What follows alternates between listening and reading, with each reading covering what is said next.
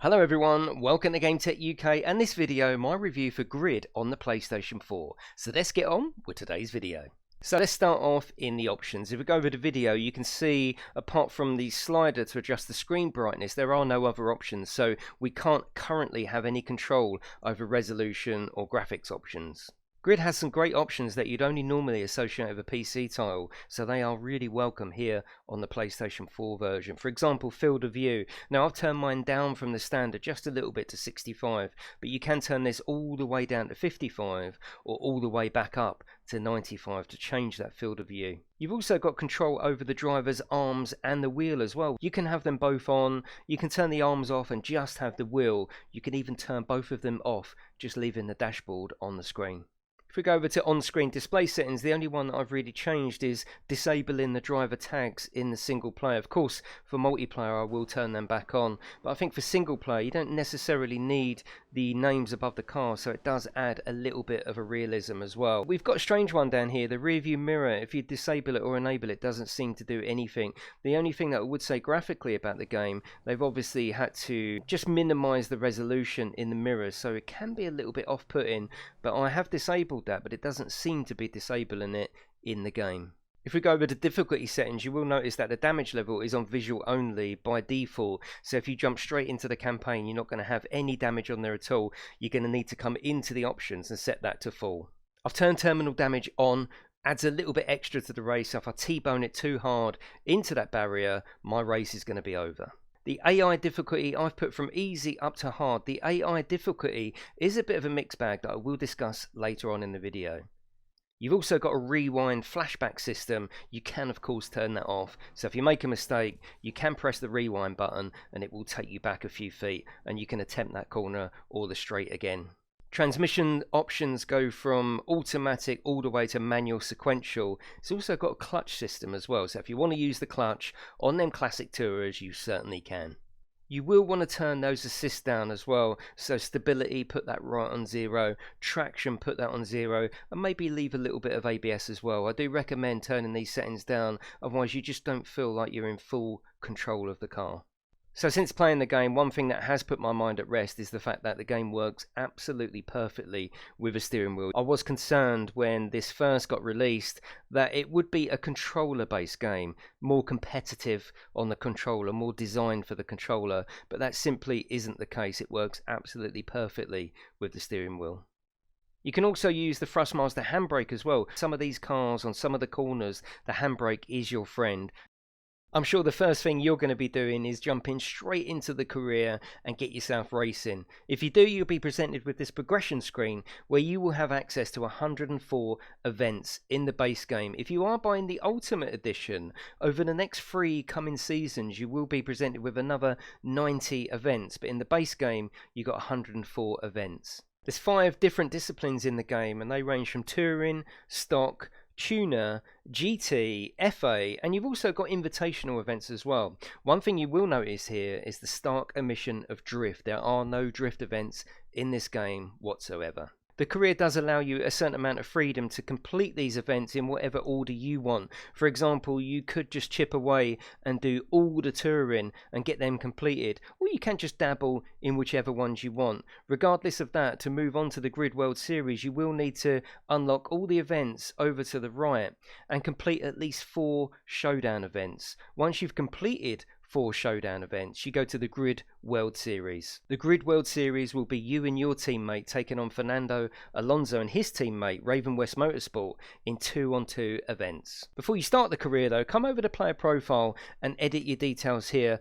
The reason I say that is traditionally when you start a campaign, the very first thing it would usually ask you would be your name and what you want to be known as, but this game doesn't do that. It chucks you straight into the default of player 1, so if you don't come and change this, you will forever be just player 1. If you come into edit profile though, you can change your name and the race number. I'm always lucky number 7, and you can do things like accolades to change your little game card. So if you have just won a championship, you can display the fact that you've just won it. Also, you can change the layouts as well. You also want to be going over to the team setting as well. In there you can edit your team name. I've changed mine to GameTech UK. More importantly though, you can look down this list of available drivers and hire them to be your team members. They specialise as well. So say for example you're currently working on the GT discipline. Well, you can hire Carlo. Now he's going to want a sign-in fee and he is going to want 20% of the race fee. But that's really handy in the race because there is actually a system in the race where you can speak to race control and ask the driver, your teammate, to either push for position or defend. So that's really going to help you out in the race. If you are a completionist, as well as obviously the PlayStation trophies, you can go into objectives as well and get career objectives, milestones. There's a lot of stuff here to head towards and try and complete. If you head over to the garage, this is where you're going to get a full list of the cars to own in the game. The ones without the price tag are the ones that you already own. The ones with the gold price tag are the ones that you can afford. And the one with the red price tag are the ones that you can't afford. It's all nicely presented. It's just such a shame that we can't zoom in on the cars. We can't have a look round. We can't look inside the interior. It is just that one picture of the car. So that is a real shame. It's from this screen you can do two things with your car as well. You can do basic tuning, so if you press L2, you do get basics such as the gear ratio, the brake bias and the anti-roll bars. You can do this just before the race as well, but if you want to standardise your car with a particular tune, you can do it here. You can also go into the livery option. Now you can't create your own livery, but you can put together quite a unique livery. So here you can choose from many different defaults, really making your car absolutely unique. There's also free play as well. Now free play pretty much opens the entire game to you for you to practice. You can race any discipline of car on any track in any weather conditions. If you don't own the car, you can also loan a car as well.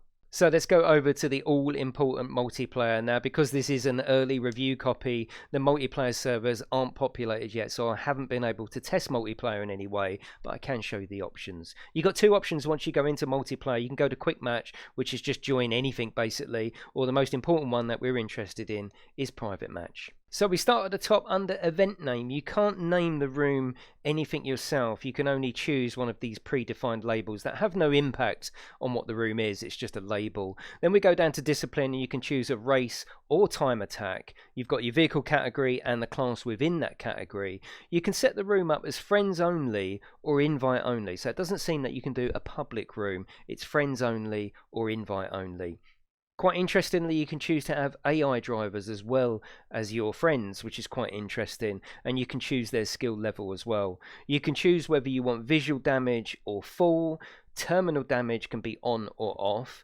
You can also take out the number of flashbacks as well. So if you don't want flashbacks in the race, you can take them out. You can also define a number of rounds within the race as well. The next screen will take you to your track selection as well as the route within that track. You can also have a laps-based race, which is a minimum of 1 and a maximum of 99 laps, or you can do time, which is a minimum of 5 minutes and a maximum of 1 hour. You can also choose your time of day as well, and if you want to include rain. Quite uniquely, whilst you're waiting for your friends to come into your lobby and choose their car and press the ready up button, once they are ready you get put into this skirmish lobby. Now this is just a bit of fun. This is basically Destruction Derby, where you can come in, wreck each other to pieces with no bearing on your stats or anything like that. It is purely just a bit of fun and a lot more interesting than just watching the lobby. One of the very first things you will notice as soon as you load into your very first race is how beautiful this game is. It is an absolute feast visually. I can't see it being bested this generation. This for me is an absolute high point of console gaming. It looks fantastic. The car interiors look amazing. The car detail looks amazing of the opponents. The track detail is there. There's so many little extras that you notice as you go around the track, and it doesn't seem to have an impact on frame rate either. This is an absolute masterpiece. The handling for this game is all arcade. It is not a simulator. You don't have to be good at simulator games to be good at this game. You don't even have to be good at racing games to enjoy this game. This game is going to make you look good. I do find the handling model quite simplistic and easy to get used to, although saying that, all the different cars in all the different disciplines do have individual characteristics, but the handling model will be easy to get used to but hard to master. Apparently there's 400 different AI personalities for your opponents, and make contact with them one time too many, you will make a nemesis out of an opponent. Once a nemesis, he will do everything he can to make sure you don't finish the race. As I said earlier on in the video, the difficulty level is a bit of a mixed bag. With some disciplines you can have real trouble fighting your way to the front, but once you are at the front you can leave your opponents for absolute dust and they just won't make any effort to catch you up whatsoever. Qualifying can exaggerate this issue as well. If you get pole position and get a good start, that's it, you can leave them for dust and you'll do yourself out of a competitive race. On the other hand, some of the tail-happy disciplines like the muscle car can have you fighting for say 5th or 6th position and you just can't seem to catch the front of the pack, slip sliding with your opponents, crashing into each other. It really is a mixed bag. At the start of the career, with a lot of the events being 2 or 3 laps, if you do start at the back, getting to the front of the pack can be a bit of a fight, and it is elbows out all the way. The pack is quite dense. I wish it would thin out a little bit more. Sometimes it's really hard to find your position in the race as you move up the pack without hitting someone, and I would personally label all the AI fairly aggressive. They do act as if you're not there a lot of the times, side swiping you, brake testing you, which is fine, that adds to the excitement, but it can also add to the frustration. Some of the presentation needs work as well. Fantastic animation here of everyone on the grid waiting to start, but also you're going to break your immersion now by doing the hot qualifying lap. So if we press square, then it takes everyone off of the grid and places you on the start finish as if you're going to pull away, and then automatically puts you into a sort of 3, 2, 1 countdown and you're already travelling at 100 miles an hour. It is a bit weird and it does need a little bit of a tidy up. I would much rather start from a garage position and choose whether to go qualifying, tune the car, or go straight to start the race. If, like me, you like using the interior view, you will notice for some cars that it's really dark depending on the time of day and where you are on the track, but clip to a third person and it's actually quite bright. So some cars are actually at a disadvantage if you use the interior view.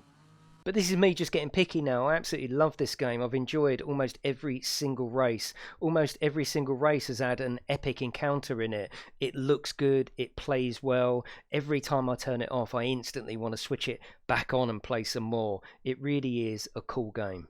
The Ultimate Edition at $64.99 is quite expensive, and I suppose it depends on how you play the game, whether you're going to get the extra value out of the Ultimate Edition. So if you play a lot of single player, for example, those extra 90 events that are going to come over 3 seasons along with all the extra cars may be of value to you.